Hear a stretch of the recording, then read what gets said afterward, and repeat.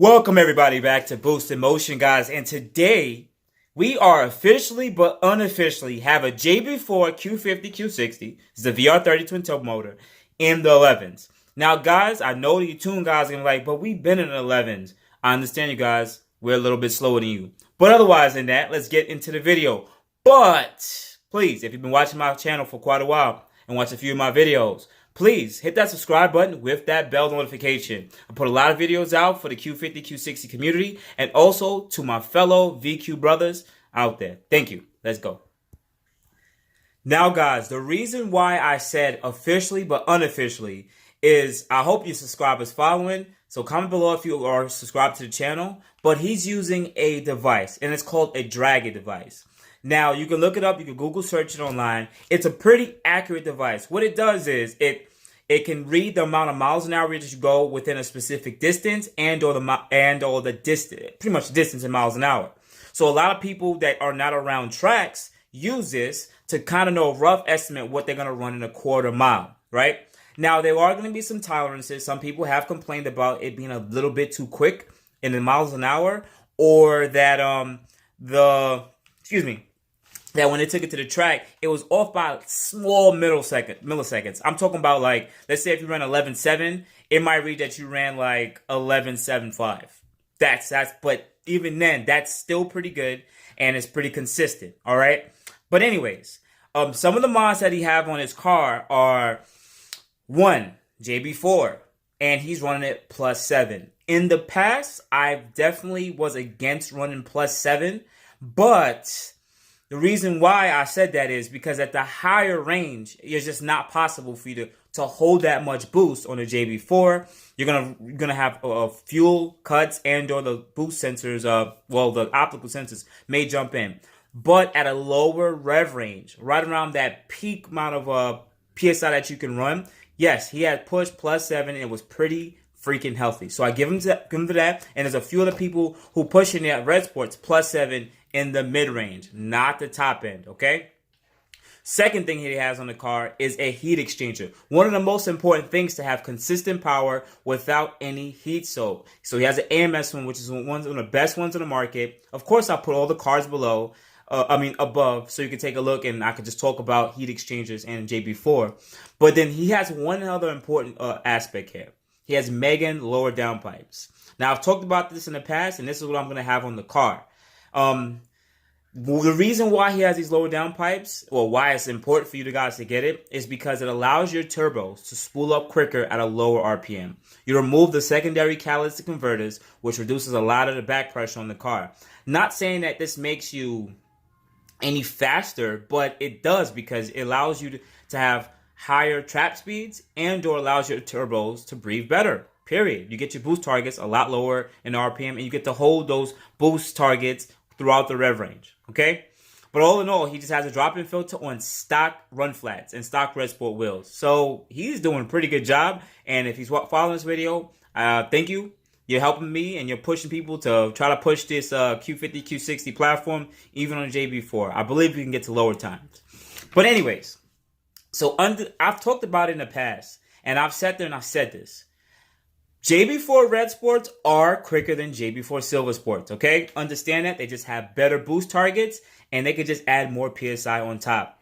Our Silver Sports and our Premium and Luxes are not going to might not be able to compete, but I'm going to try to draw a quick picture here briefly in the next few pictures. But what the Dragy app does is it rates the amount of acceleration depending on the amount of G's that you pull, the elevation if it goes up and down, if you're going downhill, uphill, and it pretty much just tracks the miles an hour and how much it increases. Okay, so otherwise than that, let's get into the comparison. All right, guys, so let me briefly explain the time slips. The time slip on the right, in the right lane, is my car at 172, number 172, and I ran 12.295 at 113.8. This is in a quarter mile, great DA, good weather. This is like 50-degree weather, 40 to 50-degree weather. And also, this was my third run of the day, so I was hot lapping it. Now, for some of you guys who are new to the channel, my car is a Silver Sport, the 300 horsepower version. And once I talked about it, remember, the red sports will always be quicker. Now, when you go to his time slip, you can also see that he ran 11.95 at 113.68. But let's break down each point that we could compare. If he was in the left lane to me, he would have ran 187 in the 60 foot, and I would have ran 1940. 60 foots are very crucial in drag racing. It would literally change your times up astronomically. And you guys can see here that he's necessarily taking off faster than me. Now let's move on to the 330 foot. He ran 5 seconds at 5.07, and I ran at 5.27. So he's 2/10 faster than me already, and he's actually accelerating a bit quicker. They're talking milliseconds here, guys, but when you're racing somebody, they're like a half a car length, maybe a car length ahead of you, just for like 2 milliseconds or 1 millisecond. It's crazy. Let's continue. Now let's go to the 1/8 mile. Now, this is where the biggest discrepancies have happened from what people have told me. He ran 772 at 93 miles an hour, right? And if you go to mines, I ran 799 at 89 miles an hour. He was 4 miles an hour faster than me in the 8th mile. Now, that is to me the biggest discrepancy, because that would mean he was leaving me. Like, you're leaving me 4 miles an hour. If you ever driven on the highway or anywhere, any street, and you just 5 miles an hour faster than them, you're passing them. You're really passing them. 5 miles an hour is a lot, almost 5, right? But now let's go to the 1,000 foot. His 1,000 foot is 10 seconds. At 106, and my 1,000 foot is 10:32. I don't have the miles an hour for it, but he's already 3/10 ahead of me. 3/10. Now, in my mind, I'm like, 3/10 is a lot. But let's come down to the final end. He pulls 11.95 at 113, and I pull 2.95 at 113. Either the dragy's off, which I really think it's off in the sense of the mile an hour time, because that means that in the higher range, I would have been catching up to him. But even if I was catching up to him, I still ran a 12.295. So it's kind of weird. Maybe my car is just higher at the top end. And, based on his dragy settings, it looked like he went up some kind of elevation. But all in all, it's unofficial. It's official, but unofficial. You can comment below if you're definitely watching this video, or if any of your friends send it. I give the love. But I will still sit there and say it's official, but it's unofficial, because people like to see drag slips. If anybody that really goes to the drag strip, they are very big on drag slips. You can do drag, you can use all these devices, but until you go to this drag strip and have paper in front of you and or video of it getting done, people won't really believe you. But in this case, I'll believe it. I will give it to us, because we're going to break into it. All right. All in all, guys, this was just a quick comparison, but I want to give you a little bit more information. So let's continue on that. Well, notice that I talked about his trap speeds at the 1/8 may be off, right? So let's just move on to the second part here. His lower downpipes helped him a lot. Now, my car is still catted.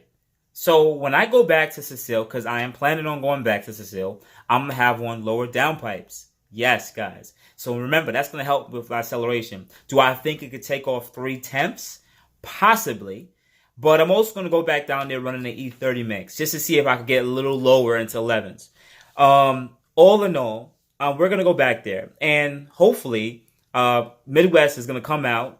And I want to make this kind of a meet thing. I would love some of the Q50 Q60s on the Northeast or Midwest, or if you're kind of close, come out to Cecile, and we're going to try to set up with a meet for all the Q50 Q60 guys that are going to try to get into the 10s on full weight and stock, well, I don't want to say stock tires, but on full weight.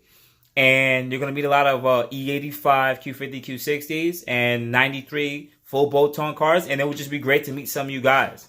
I'm going to try to set up this meet. You don't have to drive, like race or anything. You can come out and spectate too, because we guys will love to meet y'all. Period. We would love to meet y'all. I would love to meet y'all.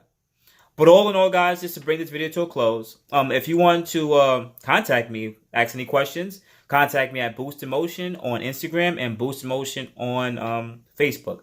A lot of you guys have been sending me a lot of messages. I try my best to respond as soon as possible, and I try to give my best answers. If I don't know something, then I'll tell you I don't know, and or try to send you in a direction that it will help you. Because some of you guys have been asking me about building the VR30. I'm just like, you gotta talk to AMS. You gotta talk to AMS.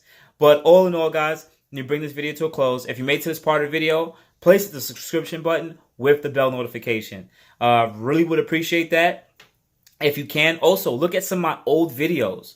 I do have old videos where I do a lot of DIY and or talking about different parts that I have used on my Q50 and pretty much my recommendations on it. So all in all, let's bring this to a close. Hit that like button, guys. Appreciate you. Love ya. Good morning, good afternoon, and good night.